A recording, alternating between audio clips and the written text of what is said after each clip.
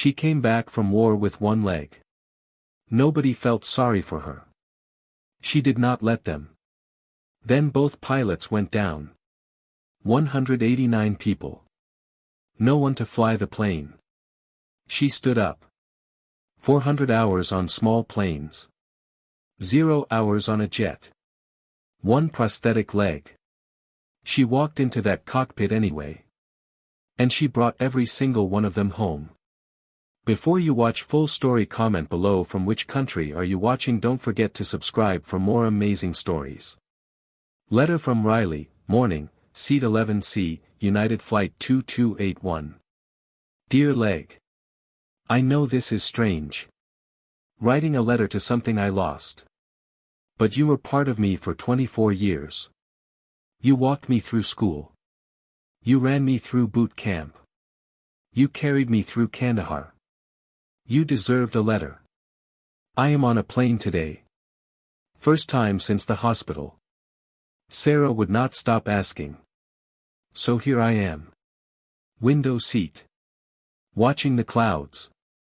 I miss you most when I have to sit still. Sitting still was never our thing. Riley.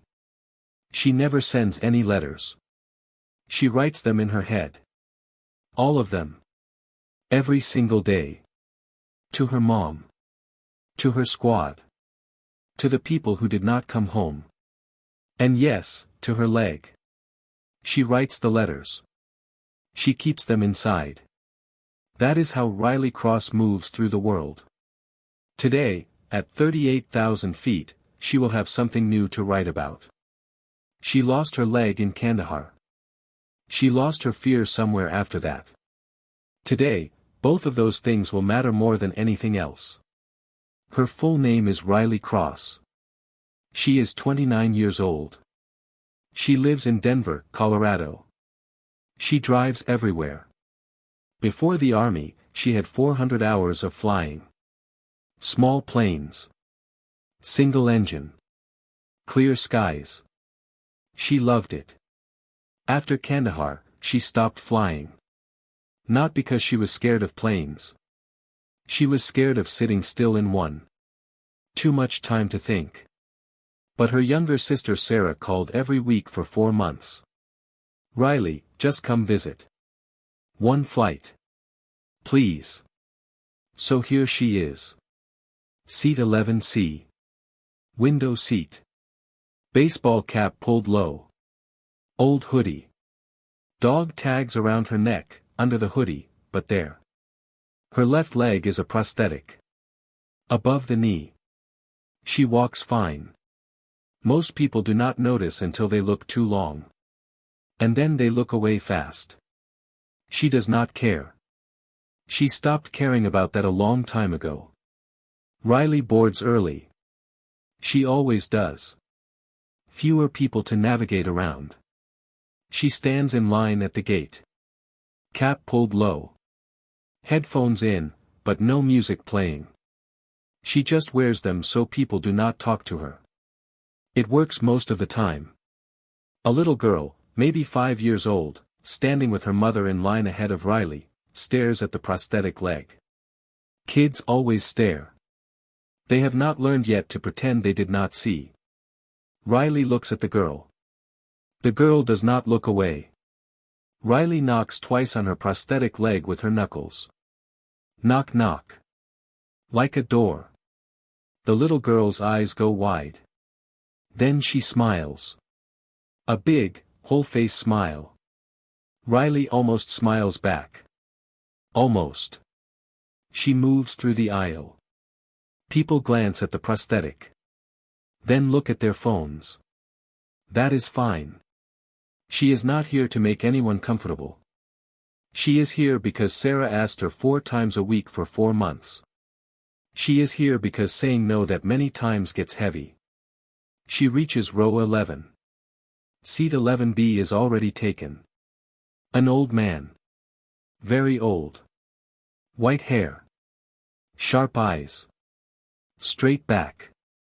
Even sitting, he looks like he never learned to slouch. His name is Frank. 82 years old. Korea. 1952, he does not talk much. He does not need to. He has a small American flag pin on his jacket collar. Old. Worn at the edges. The kind you keep for 60 years. When Riley reaches her seat, Frank looks at her. Not at her leg. Not past her. At her. The way soldiers look at each other. Full and direct. No pretending. No looking away. He nods once. Riley stops. Nobody does that. Nobody just nods like that, like they understand something without being told. Like they already know what you have been carrying and they are not going to make you explain it. She nods back. They do not speak. Not for the next hour. They do not need to. Letter from Riley, 35,000 feet, 1 hour into the flight. Dear Mom. I am at 35,000 feet. You would hate it up here. Too much nothing between you and the ground. I actually like it. It reminds me of the helicopter rides in Kandahar. Before everything happened. Do not tell Sarah I said that. She will use it the next time she wants me to do something I do not want to do. The food here is terrible. I miss your cooking. I will be there Friday. R. Kandahar, Afghanistan, 4 years ago. It was a Tuesday. That is what she remembers first. It was a Tuesday and the sky was that pale blue color that looks fake. Riley's unit was on a routine patrol. 3 vehicles. 12 soldiers.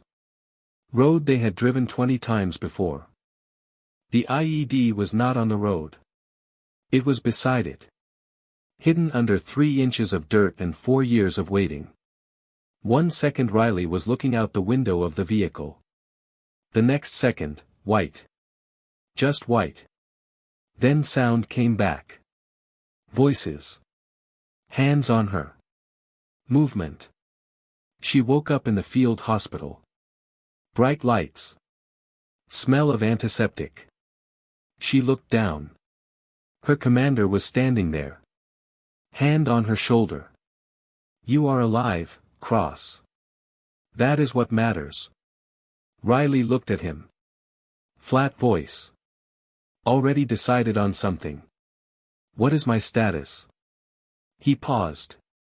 You are going home. She understood what that meant. She did not cry. She did not speak. She wrote a letter instead. In her head. To her leg. She had been writing letters ever since. Frank had been watching her since she sat down. 82 years old. Korea veteran. He knew what she was before she opened her mouth. Before she stood up. He always knew. And in about 20 minutes, she would need to stand up. The alarm was not loud. Most passengers did not hear it. It was a small change in the cockpit alert system. A small change that meant something was very wrong. Riley heard it. She had been half asleep. Now she was completely awake. Frank, without moving, said quietly. You heard that. Not a question. Yeah, Riley said.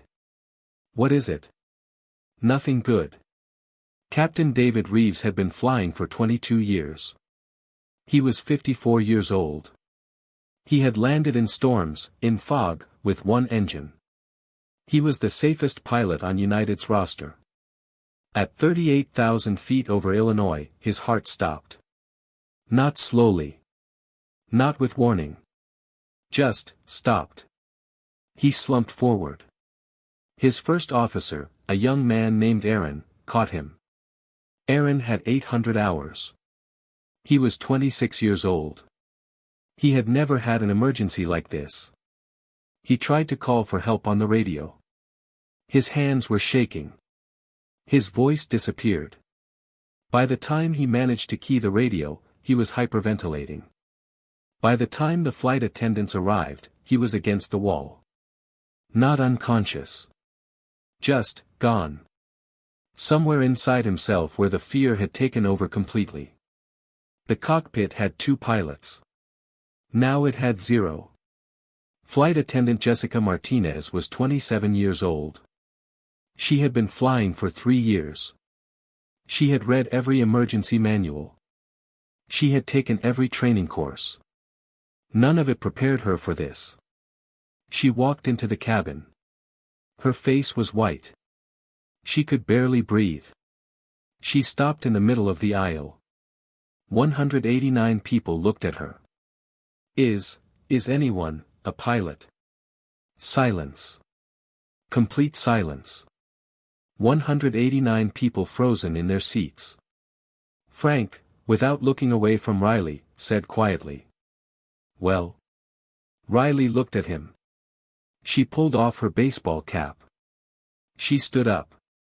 One man near the back said it loud enough for everyone to hear. She has 1 leg. Frank turned and looked at him. His voice was very calm. Very quiet. The kind of quiet that is louder than yelling. She has more than you do, son. Sit down. The man sat down. Riley stepped inside. She had 6 seconds before anyone expected her to speak. She used all 6. 2 seats. 1 unconscious captain.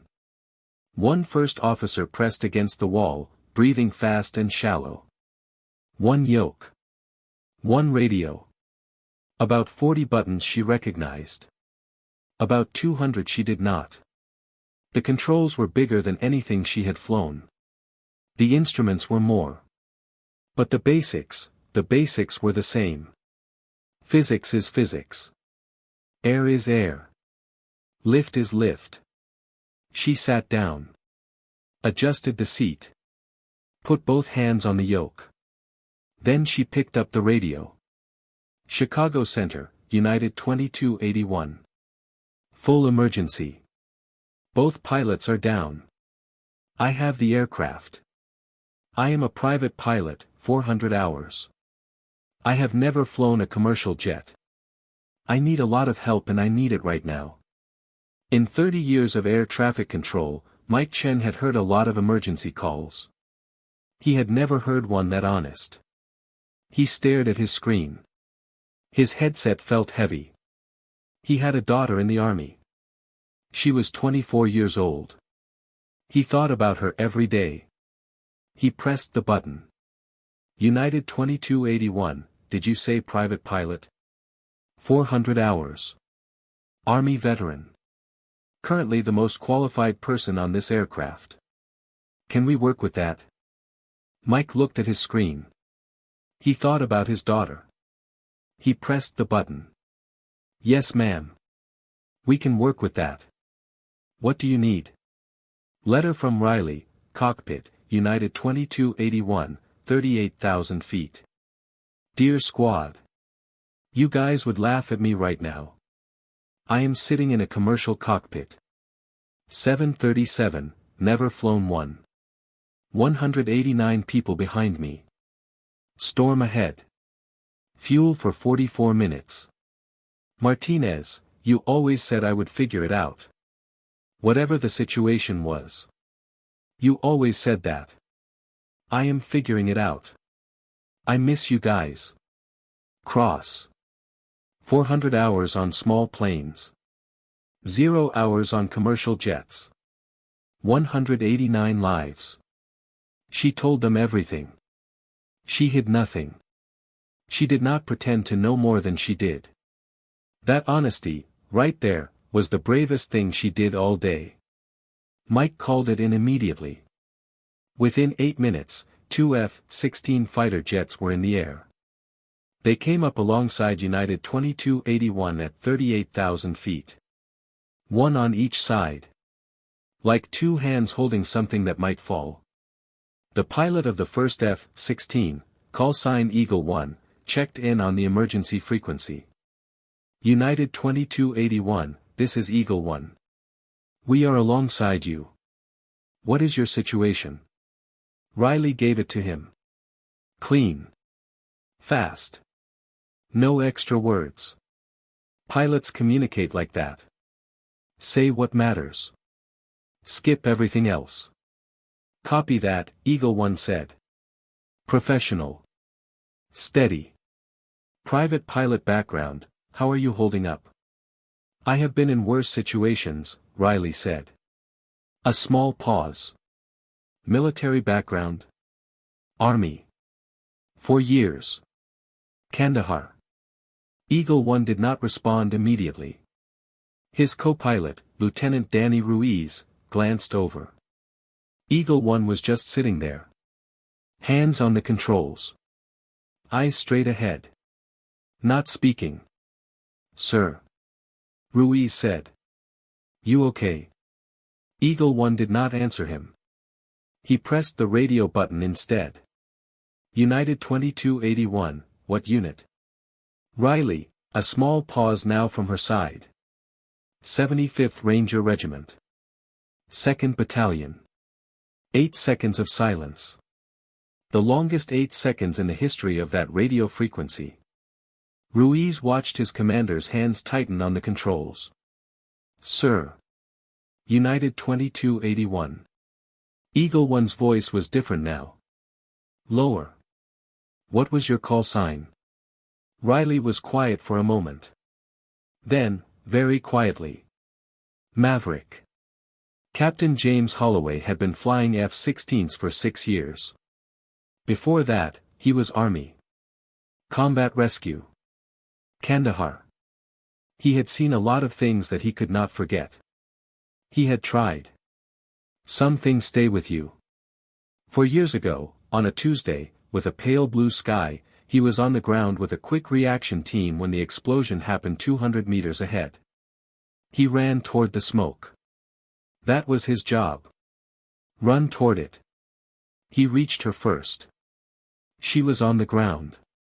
Young woman. Uniform covered in dust. Her left leg, gone above the knee. She was conscious. Barely. But conscious. He picked her up. His hands. His arms. He carried her across that road. Every step. Until they reached the medevac helicopter.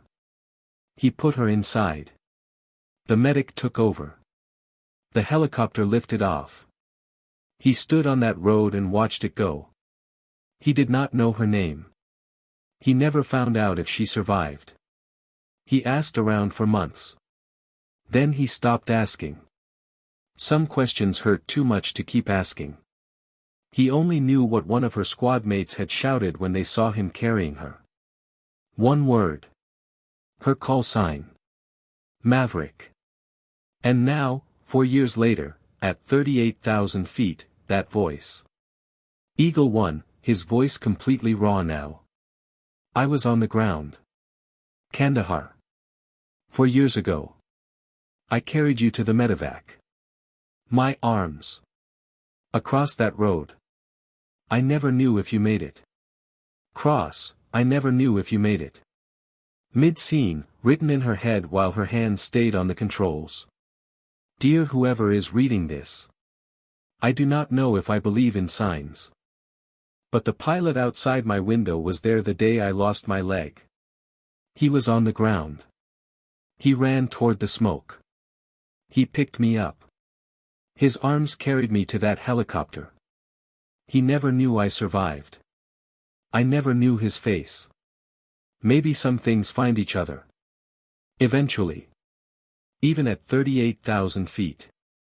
Riley Cross. United 2281. Riley, on the radio. Her voice was steady. It had always been steady. That was her thing. I made it. I am still making it. Stay on my wing. Eagle One took a breath. He leveled his aircraft. His hands were still shaking. Just slightly. On your wing, Maverick. I am not going anywhere. Not this time. Frank sat in seat 11B. He was not looking at the window. He was listening. To the engines. To the sounds of the aircraft. He had been in enough machines to know when something was wrong and when something was being handled. This was being handled.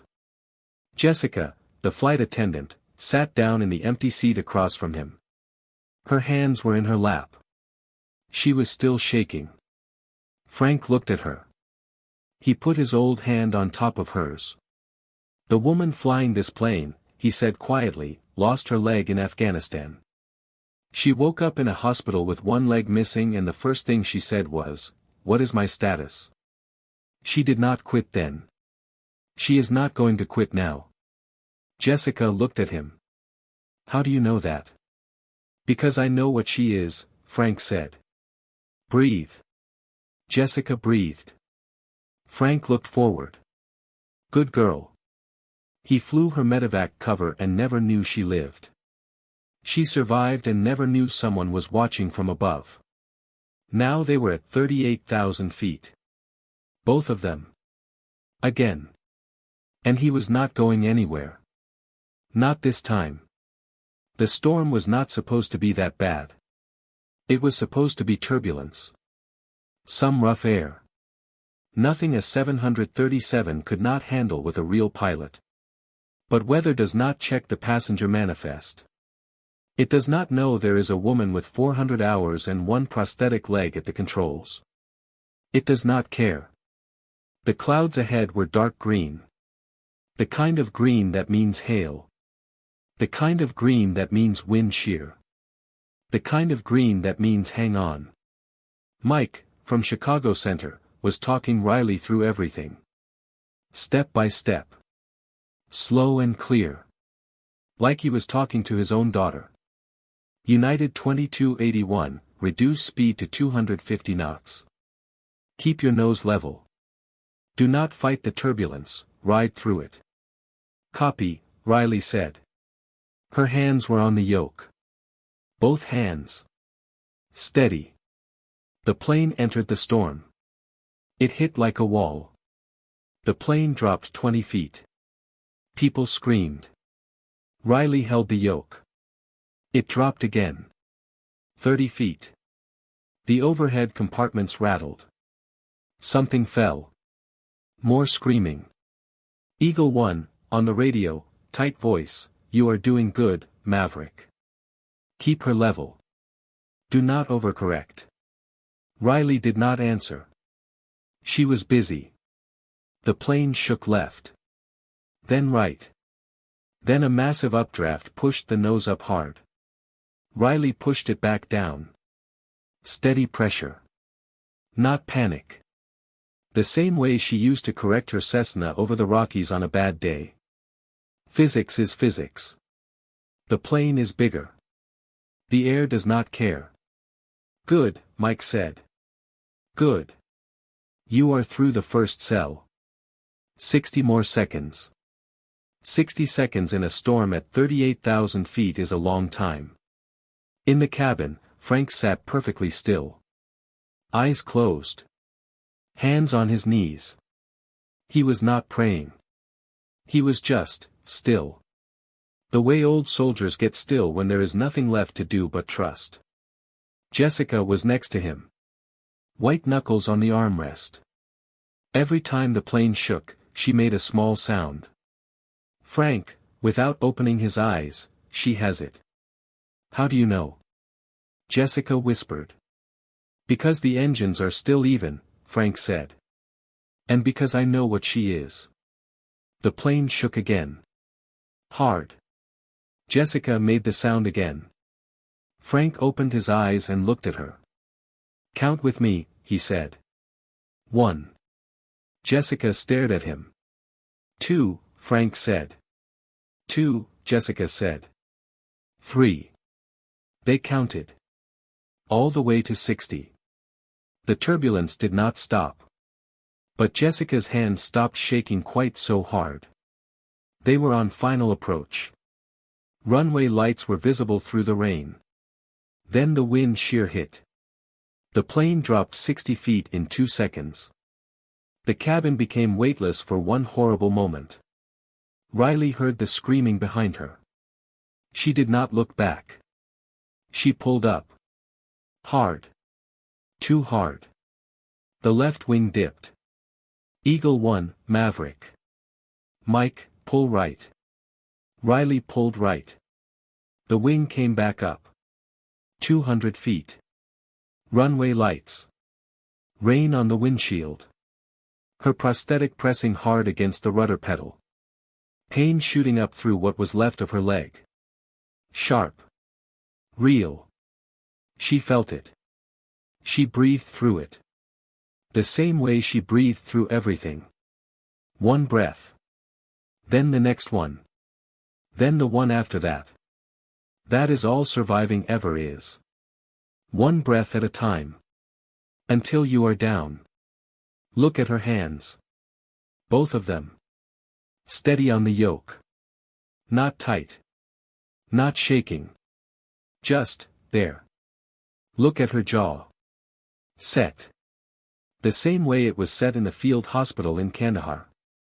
The same face she made when her commander told her she was going home. The same face. Before everything. After everything. Look at her dog tags. Swinging gently from her neck. The names on them. Her unit. Her people. Some of them did not make it home. She made it home for them. She is still making it. Every single day. Letter from Riley, final one, written in her head, 200 feet above the runway. Dear Leg. Last letter. I promise. I have a runway ahead of me. 189 people behind me. An old soldier in 11B who believed in me before I opened my mouth. A pilot on my wing who never stopped watching. A man named Mike talking me home like I am his own daughter. I think I understand now why you had to go. So I could learn to stand on what is left. Thank you for the 24 years. Riley. The wheels touched the runway. Smooth. The brakes engaged. The engine noise changed. The plane slowed. And slowed. And stopped. 4 seconds of complete silence. Then Riley picked up the radio. Her voice was the same as it had been for the past 40 minutes. Steady. Clear. No extra words. Chicago Center. United 2281. On the ground. 189 souls. All safe. Mike Chen took off his headset. He sat very still for a moment. His co-worker at the next station, a woman named Diane, had been watching the whole thing. 40 minutes. She had watched Mike talk that woman down from 38,000 feet. Step by step. Patient. Clear. Never once raising his voice. Never once showing fear in it. Diane had been doing this job for 15 years. She had worked through emergencies before. She had never seen anything like that. She looked at Mike now. Just, looked at him. Mike stared at his screen. His hands were flat on the desk. You okay? Diane said quietly. Mike was quiet for a moment. She reminded me of my daughter, he said. Diane did not say anything. She just nodded. Some things do not need a response. They just need someone to hear them. Then he picked up his personal phone. He called his daughter. She did not pick up. He listened to the voicemail greeting. Her voice. 24 years old. Army. He left a message. Hey baby. Just wanted to say, I am proud of you. Every single day. I love you. Call me back. He hung up. He put the headset back on. He went back to work. 189 people had been on that plane. For a few seconds after it stopped, none of them moved. Complete silence. The kind that happens when 189 people are all thinking the same thing at the same time. We are alive. Then someone started crying. Then someone started clapping. Then everyone was doing both at the same time. People were hugging strangers. People were calling their families right there in their seats, not waiting, calling immediately, because some things cannot wait. A man in row 24 called his brother. They had not spoken in 3 years. Over something neither of them could fully remember. He called him from seat 24F and said only, "Hey. I love you. I will explain later." A woman in row 7 called her daughter. Her daughter was in college. They argued a lot. About small things mostly. The woman sat there with tears running down her face and could not remember a single thing they had ever argued about. A teenage boy in row 19 did not call anyone. He just sat there, looking out the window.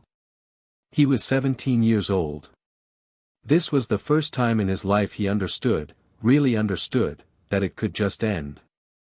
One day. Any day. And then it didn't. And that was something. He did not have words for it yet. He would spend years finding them. 189 people. 189 different versions of the same moment. The plane that almost didn't make it. The woman they never saw coming. Frank did not clap. He stood up. Back straight. Chin up. The way soldiers stand when something important is happening. He turned and faced the cockpit door. And he saluted. One slow, clean salute. The way they taught him in 1950. The way he had not done in years. His old arm up. Fingers together. Eyes steady. Nobody told him to do that. Nobody needed to. Riley was the last one off the plane. She always was. Fewer people to navigate around. She took the stairs one at a time. Same as always. No hurry. No performance. Just, one at a time. At the bottom of the stairs, a man was waiting. He was still in his flight suit. Tall. Dark hair going gray at the temples. Tired eyes with something behind them that looked like relief. Captain James Holloway. Eagle 1. He had landed 20 minutes earlier. He had driven to the terminal and walked out to the tarmac and waited. He had not decided to do this. He just did it. His co-pilot Ruiz had tried to come with him. James told him to stay with the aircraft. Ruiz looked at him for a moment. He had known James Holloway for 3 years. He had never seen his commander's hands shake. Not once. Not in any situation. Until today. On the radio. When a woman said the word Maverick. "Go," Ruiz said. "I have the aircraft." James walked. Through the terminal. Past the news cameras already setting up outside. Past the emergency vehicles. Past everyone. He found the tarmac. He waited. He did not know what he was going to say. He had been carrying that road in Kandahar for 4 years. The smoke. Her face. The helicopter lifting off. He just needed to see her standing. They looked at each other. A long time. Rain still falling. Ground crews moving around them. The whole airport still buzzing with emergency vehicles and news cameras. None of that was the important thing. He extended his hand. Captain James Holloway. "I never got to say, I am glad you made it, Cross." Riley shook his hand. "Riley Cross. I never got to say, thank you for the cover." He nodded. "Any time.